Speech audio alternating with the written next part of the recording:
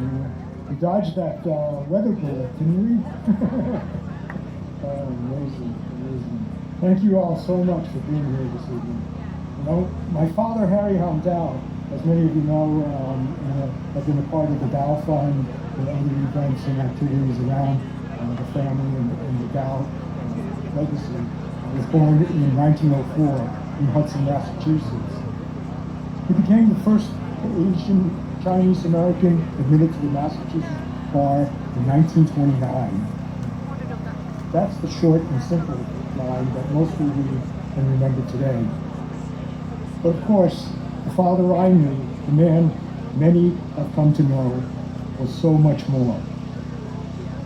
My father helped to bring many Chinese and their families to America under severe restrictions and racism evident in Asian American immigration history. With the establishment of the People's Republic of China in 1949, scrutiny of Chinese Americans intensified, with many unfairly investigated, resulting in ruined reputations, family, and community disruption. Sound familiar? He came under scrutiny in 1956 when one of his clients, a travel agent, was charged with illegally brokering the passage of immigrants to the U.S.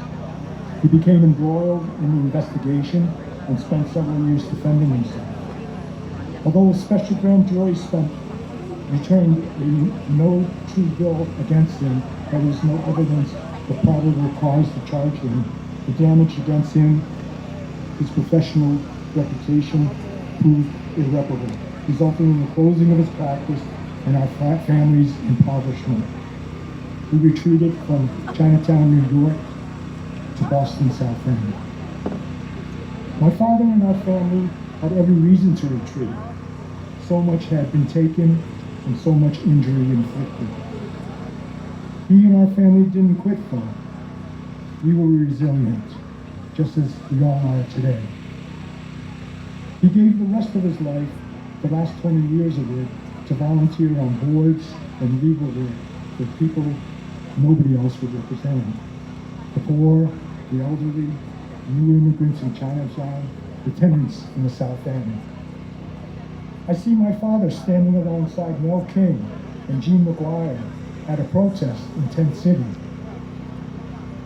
fighting urban renewal when the city wanted to bulldoze working people out of their own neighborhoods to make room for luxury housing.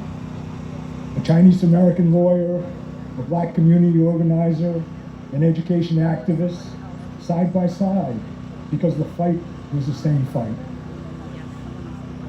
I grew up in Boston's South End in the 1960s.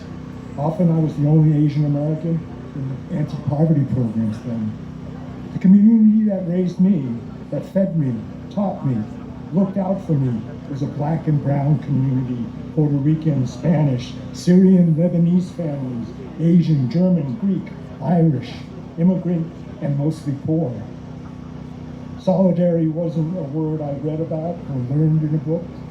It was who walked with me to and from school, shared and traded kimchi and ham sandwiches for peanut butter and banana sandwiches, hung out and chilled and grew to experience and understand the ravages of inequality, racism, and injustice.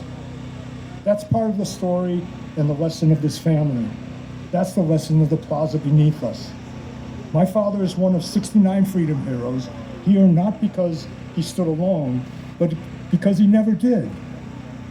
Our hope, my family's hope, is that his story, sacrifice and inclusion at the Freedom Plaza inspires and gives hope to the next generation of civil rights leaders from our community and from every community. Thank you for carrying it forward with us.